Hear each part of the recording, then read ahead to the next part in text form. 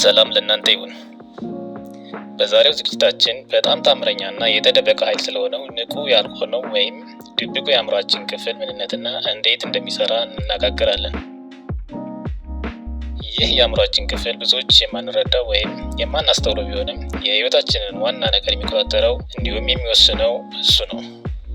የሰው ልጅ አእምሮ ወይም ጭንቅላት በሉት በሁለት የተከፈለ ነው። ንቁ የሆነውና ንቁ ያልሆነው ክፍል ተብሎ። ንቁ የሆነው የአእምሯችን ክፍል ንቁ የሆነው የአእምሯችን ክፍል የምንሰማውን፣ የምናየውን፣ የምንነካውን ወይም ፊት ለፊታችን የሚሆንና የሚደረግ ነገሮችን የሚቆጣጠረው የአእምሯችን ክፍል ነው።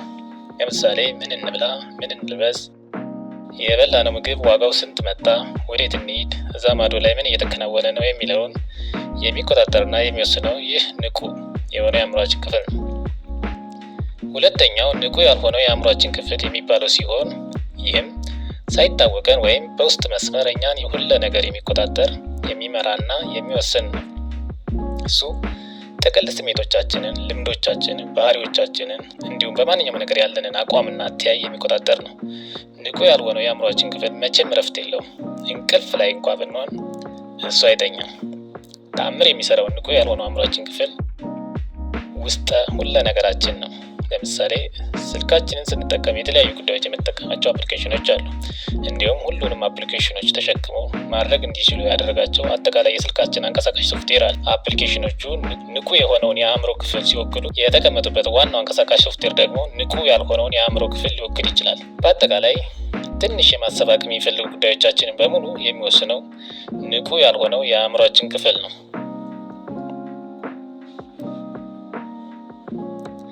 ተአምር የሚሰራው ንቁ ያልሆነው የአእምሯችን ክፍል እንዴት ይሰራል? ይህንን ልብ በሉ። ንቁ ያልሆነው የአእምሯችን ክፍል ተሰርቶ የሚሰጠን ነገር አይደለም። የሚሰራው ወይም የሚገነባው በራሳችን ነው። ሁላችንም የተለያዩ ሁኔታዎች ያደግንን ነንና ንቁ ያልሆነው አእምሯችንም ልክ እንደ ልዩነታችን የተለያየ ነው። ምንም እንኳ ተአምር የሚሰራ ቢሆንም ንቁ ያልሆነው የአእምሯችን ክፍል በትክክል ካልተሰራ ደካማ ነው። ንቁ ያልሆነው የአእምሯችን ክፍል የሚሰራው እንዲህ ነው። በተደጋጋሚ የሰጠነውን ነገር ሁሉ እውነት ነው ብሎ ይቀበላል፣ ይስማማል። የምንሰጠው ነገር ውሸት እንኳ ቢሆን እውነት ነው ብለን ከሰጠነው ምንም አማራጭ የለውም። የራሳችንን ውሸት አምኖ ተቀብሎ እውነት ያደርገዋል።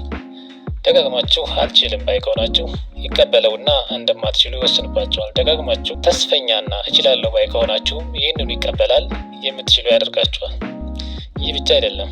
በሰውነታችን በጤናችን ላይ ማለትም የልብ ምት፣ የደም ግፊት፣ የአተነፋፈስና በሽታን የመቋቋም እንዲሁም ከበሽታ በቶሎ የማገገም አቅማችን ላይ ንቁ ያልሆነው የአእምሯችን ክፍል የሚቆጣጠራቸው ነው። ንቁ ያልሆነው የአእምሯችን ድክመትና ጥንካሬን፣ ስንፍናና ብርታትን፣ ጥሩና መጥፎን፣ እውነትና ውሸትን፣ ክፉና ደግን፣ መጥፎና በጎን በራሱ ለይቶ አይወስንም። በረጅም ጊዜ ከህፃንነት እስካሁን ወይም እስከ አዋቂነት ያለንበት ድረስ እኛው በሰጠነው ነገር ላይ ተመስርቶ ነው የሚሰራው። አንድ ሰው ከልጅነቱ ጀምሮ ከትምህርት ቤት፣ ከቤተሰብ፣ ከጓደኛ፣ ከአካባቢ፣ ከሚዲያ፣ ከህይወት፣ ከተለያዩ ነገሮች ለአእምሯችን የመገብነውን በማከማቸት ነው ንቁ ያልሆነው የአእምሯችን አሰራር የሚወሰነው። ንቁ ያልሆነው የአእምሯችን ክፍል የእኛ ህይወት፣ በራሳችን ላይ ያለን እምነት የእኛን ድርጊት ይወስናል። ድርጊታችን የዕለት ልማዳችን ይሆናል። ልማዳችን ህይወታችን ይቀርጻል። ለምሳሌ አንዳንዶች የመንግስት ሰራተኛ መሆንን ዋነኛ የስኬት እንደሆነ አድርገው ይወስዳሉ። ይህንንም እንዲያምኑ ለልጆቻቸው ያጠጧቸዋል።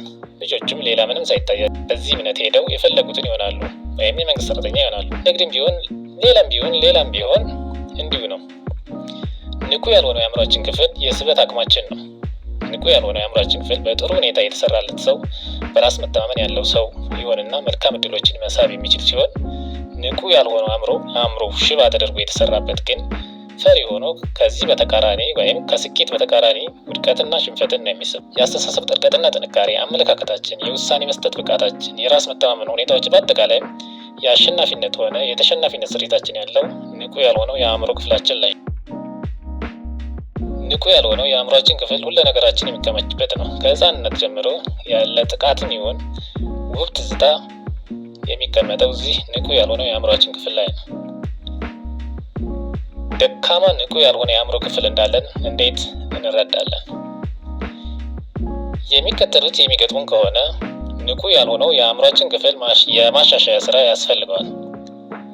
ተመሳሳይ የተደጋገመ ስህተት ከሰራን፣ ስኬትን ወይም አሸናፊነትን አብዝቶ ፈሪ ከሆንን፣ ያላግባብ አቅማችንን ዝቅ አድርገን የሚቆጥር ከሆነ፣ ከልክ ያለፈ ስሜታዊነት የሚያጠቃን ከሆነ፣ ከመጥፎ ልማዶች ጋር መላቀቅ የሚያቅተን ከሆነ ድብቁ የአእምሯችን ክፍል ችግር ውስጥ ነውና ይህ የአእምሯችን ክፍል ላይ ልንሰራበት ተገቢ ነው። ከዚህ ቀጥለን ንቁ ያልሆነው የአእምሯችን ክፍልን እንዴት ማሻሻል እንችላለን የሚለውን እናያለን። ከአሁኑ ሰዓት ጀምሮ ለአእምሯችን የምንመግበውን ሀሳብና የአኗኗር ድርጊቶች ብንቀይር እንዲሁም ይህንኑ ደጋግመን ብናደርገው ከቆይታ በኋላ ሁሉ ነገራችን ሊቀየር ይችላል። ለምሳሌ ድህነት ውስጥ ያለ ሰው ወይም ስኬት የራቀው ሰው ለድህነት ወይም ለስኬት አልባነት የዳረጉትን አእምሯዊ ምክንያቶች ለይቶ ለምሳሌ አልችልም ባይነትን በችላለሁ ባይነት ተክቶ ለማስተካከል ቢሰራ ከጊዜ በኋላ ተቀይሮ የሚፈልገውን ሰው መሆን ይችላል። ንቁ ያልሆነውን የአእምሯችን ክፍል ለማሻሻል የሚከተሉትን እንድናደርግ ይመከራል። አንደኛ፣ አዎንታዊነትን መውሰድ ወይም ማሰብ ፖዚቲቭ አፈርሜሽንስ። እችላለሁ፣ አሸንፋለሁ፣ ይሳካልኛል፣ ይገባኛል፣ አገኛለሁ፣ አሳካዋለሁ፣ አደርገዋለሁ የሚሉ የአዎንታዊነት ሀሳቦችን መትከል ንቁ ያልሆነ የአእምሯችን ክፍል እንዲሻሻል ያግዛል። ሁለተኛ፣ ምናባዊ ምስሎችን ማቅረብ ቪዥዋላይዜሽን። የምንፈልገውም ወይም ልንሆን የሚገባውን ነገር በአእምሯችን ወይም በአይነ ህሊና ማየትን መልመድ ይቻላል። ለምሳሌ ሊኖረን የሚገባውን መኖሪያ ቤት በአእምሯችን ውስጥ በመስራት በውስጡ የሚያስፈልገው እንደ ሶፋ፣ ካቢኔት፣ አልጋ፣ የቤቱ ቀለም፣ መብራት ወዘተ ሳይቀር ውብ ቤት ገንብተን በአይነ ህሊናችን ማየት፣ እዛ ውስጥ መኖር። ሊኖረን የሚገባውን ቅንጡ መኪናም ከነ ምናምኑ ማለም። ዶክተር መሆን ወይም ፓይለት ወይም ጠቅላይ ሚኒስትር መሆን ከፈለግን ያንኑ በአይነ ህሊናችን ሆነን ማየት። ይህን ለአእምሯችን ስናለማምደው ስንጠይቀው እሱም ይህንን ፍላጎታችንን በማወቅ ለማሟላት ወይም ለማሳካት ላይታ ይችላል፣ ያሳካዋል። ዋናውን ፍላጎታችን ባያሳካ እንኳ ቀጥሎ ያሉትን አነስ ያሉ ስኬቶችን ሊያመጣልን ይችላል። ሶስተኛ፣ እረፍት ማድረግና መመሰጥ። በሀገራችን ሰው ብቻውን ሲሆን እንደ ነውር ነው የሚታየው። ነገር ግን ብቻ መሆን አንዳንዴ በጣም ጠቃሚ ነው። ብቻ መሆን ሲባል ሚዲያን ጨምሮ ከማንኛውም ነገር መለየት ማለት ነው። ከሰው ተለይተን ስልካችን ላይ ወይም ቴሌቪዥን ላይ የተጣድን ከሆነ ብቻችንን አይደለም። ንቁ የሆነው አእምሮ ከሚቆጣጠረው ሁካታ ድርጊት ከምንም ነገር አረፍ ብሎ በተመስጦ ማሰብ ንቁ ያልሆነውን የአእምሯችንን ክፍልን የሚያሻሽል ነው። አራተኛ፣ አካባቢን ማስተካከል። ንቁ ያልሆነው የአእምሯችን ክፍል መረጃዎችን እየወሰደ የሚያከማቸውና ህይወታችን ላይ የሚወስነው ከራሳችን ዙሪያ ካሉት አካላትና ድርጊቶች ነው።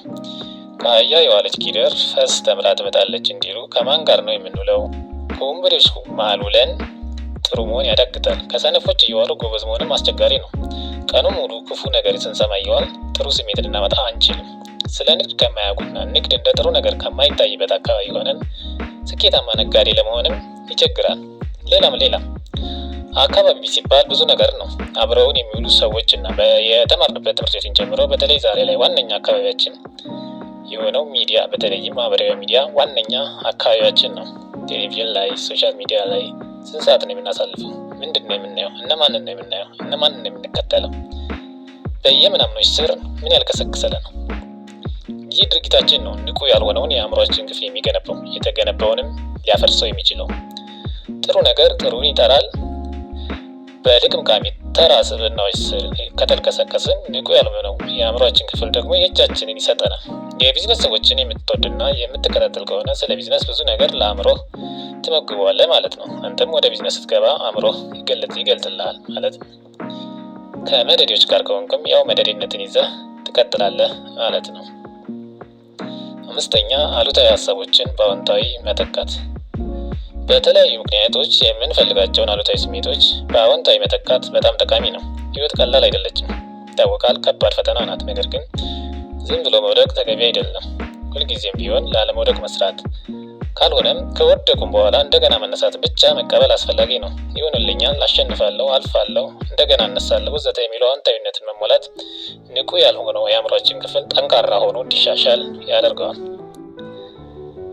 እንደ ማጠቃለያ አንዳንዶቻችን አንዳንድ ቀላል የሚመስሉ ነገሮችን በቂ ትኩረት ባለመስጠትና ራስን ባለማስተካከል የማይገባን ቦታ ማለትም መሆን ከሚገባን በእጅጉ በታች ሆነን ለመኖር እንገደዳለን። ከዚህ ውስጥ አንዱ ንቁ ያልሆነው የአእምሯችን ክፍል ጥሩ አድርጎ ለመስራት አለመፈለግ ነው። መጽሐፍትን በማንበብ አዋቂ ሰዎችን በመስማት በማየት አእምሮን ከመገንባት ይልቅ የማንም መደዴ ታዋቂዎችን ወይም የማጅራት መቺ ያው በድርሰት የተሰራ ሊሲንግ ወይም በማለቃቀስ በአጓጉል ቧልት የተሞላ የቴሌቪዥን ድራማና ፊልምን ስናይ እናሳልፋለን። ፊልም ማየት መዝናናት፣ መደሳሰት ጎጂ ነው እያልኩ እንዳልሆነ ግን ይታወቅ። በህይወታችን ውስጥ ዋነኛ ኃይል ያለውን ንቁ ያልሆነውን የአእምሯችን ክፍል ከማዳበርና ከማፍሰስ ከማደንዘዝ አንጻር ነው። እንግዲህ ከማርፈድ መዘግየት ይሻላልና አሁንም በጊዜ የሚበጀን ላይ እናተኩርና ንቁ ያልሆነው የአእምሯችን ክፍል ይዳብር ዘንድ ብንሰራ እላለሁ። እናመሰግናለን። ይዘታችንን ከወደዳችሁ ሰብስክራይብ፣ ሼር እና ላይክ እንዲሁም ኮመንት እንድታደርጉ ጋብዛለሁ።